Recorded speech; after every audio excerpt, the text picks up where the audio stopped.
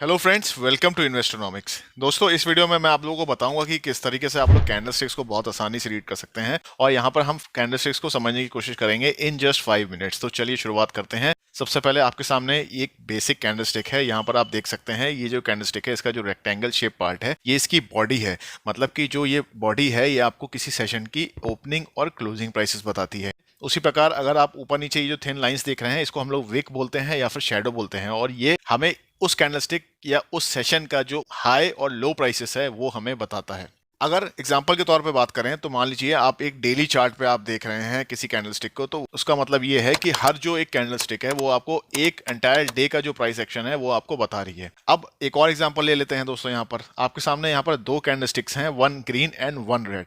तो ये जो ग्रीन कैंडलस्टिक है दोस्तों, हम लोग इसको बाय या फिर बुल कैंडल के तौर पर यूज करते हैं। इसी तरीके से जो रेड कैंडलस्टिक है इसको हम लोग सेल या फिर बेयर कैंडल के तौर पे यूज करते हैं। यहाँ पर कलर इतना ज्यादा इंपॉर्टेंट नहीं है, लेकिन मोस्ट कॉमनली ये दो जो कलर हैं सबसे ज्यादा यूज किए जाते हैं। तो अब यहाँ पर अगर हम ग्रीन कैंडल की बात करें तो यहाँ पर जो विक है दोस्तों, ऊपर नीचे का जो विक है वो तो सेम है दोनों ही कैंडल स्टिक्स में। वो हमें उस सेशन का हाई और लो प्राइसेस बता रहा है, लेकिन डिफरेंस यहाँ पर ये आ जाता है बॉडी में। यहाँ पर हम अगर देखते हैं तो अगर ग्रीन कैंडल की बात करें तो जो बॉडी का बॉटम है वहां पर प्राइसेस ओपन होती हैं और बॉडी के टॉप पर क्लोज हो जाती हैं। इसी तरीके से अगर हम रेड कैंडलस्टिक की बात करें तो जो प्राइसेस हैं बॉडी के टॉप पर ओपन होकर प्राइसेस के बॉटम पर क्लोज हो जाती हैं। इसी तरीके से यहाँ पर ये ग्रीन और रेड कैंडल्स फॉर्म हो जाती हैं। आगे बढ़ते हैं दोस्तों। यहाँ पर अगर हम विक और शैडोज की बात करें तो apart from telling the high and low prices made in a session, इसका एक काफी इंपॉर्टेंट रोल होता है। वो ये होता है कि ये जो विक होता है ये हमें rejection of the higher and lower prices भी बताता है। मतलब ये हुआ दोस्तों, मान लीजिए एग्जांपल के तौर पे आपके सामने ये कैंडल स्टिक है। इस कैंडल स्टिक को हम लोग जनरली एक शूटिंग स्टार या फिर इन्वर्टेड हैमर बोलते हैं। इन्वर्टेड हैमर कैंडल ये तब होती है जब ये बॉटम पे फॉर्म होती है, अगर टॉप पे फॉर्म होती है तो ये शूटिंग स्टार कैंडल स्टिक होती है। अब दोस्तों इस कैंडल स्टिक में एक जो कॉमनली सीन चीज आप देख रहे हैं कि इसकी जो बॉडी है वो काफी ज्यादा छोटी है। इसका मतलब प्राइसेस ओपन हुई नीचे से और ऊपर की तरफ प्राइसेस गई, मतलब विक के टॉप पर गई, फिर वहां पर सेलर्स आए, उन्होंने प्राइसेस को पुश करके नीचे यानी बॉडी के टॉप पर क्लोज कर दिया। तो ये जो कैंडलस्टिक है दोस्तों, इसका जो अपर विक है वो काफी बड़ा है। इसका मतलब ये हमें बता रहा है rejection of the higher prices, यानी कि this candlestick it has bearish implications, it is a bearish candlestick in nature. तो अगर मान लीजिए ये आपको किसी एक इंपॉर्टेंट रेजिस्टेंस लेवल के नीचे फॉर्म होते हुए देखने को मिलती है, तो यहाँ पर हम इसको यहाँ पर ये मान सकते हैं, ये इस तरीके से इंटरप्रेट कर सकते हैं कि प्राइसेस अब दोबारा से यहाँ पर हमें एक बेयरिश रिवर्सल आते हुए देखने को मिल सकता है और प्राइसेस नीचे जाते हुए देखने को मिल सकती हैं। अब इसका जो ठीक ऑपोजिट है उसकी बात कर लेते हैं। अगर मान लीजिए यहाँ पर एक हैमर की शेप की कैंडलस्टिक है आपके सामने, इसका जो लोअर विक है वो काफी बड़ा है, तो ये आपको बता रहा है rejection of the lower prices. तो यहाँ पर ये कैंडलस्टिक को अगर मान लीजिए किसी इंपॉर्टेंट सपोर्ट लेवल के ऊपर फॉर्म हो जाती है तो ये कैंडलस्टिक को अब बुलिश कैंडलस्टिक मानेंगे, और यहाँ पर ऐसा चांसेस बहुत ज्यादा बढ़ जाती हैं उसके बाद की प्राइसेस अब दोबारा से ऊपर की तरफ जाते हुए देखने को मिल सकती हैं। अनदर वेरी इंपॉर्टेंट कैंडलस्टिक होती है दोस्तों, it's called the doji candlestick.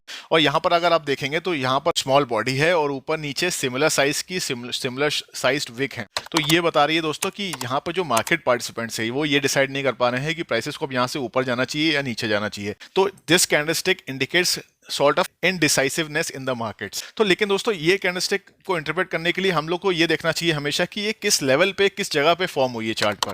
अगर मान लीजिए किसी स्टॉक में ऊपर के लेवल से फॉर्म हुई है, मार्केट टॉप पर फॉर्म हुई है, तो ये इसको हम लोग बेयरिश कैंडलस्टिक मानेंगे। उसी तरीके से अगर ये किसी चार्ट के बॉटम पे फॉर्म हुई है तो यहाँ पर हम इसको बुलिश कैंडलस्टिक मानेंगे। तो इस तरीके से हम डोजी कैंडलस्टिक को इंटरप्रेट कर सकते हैं।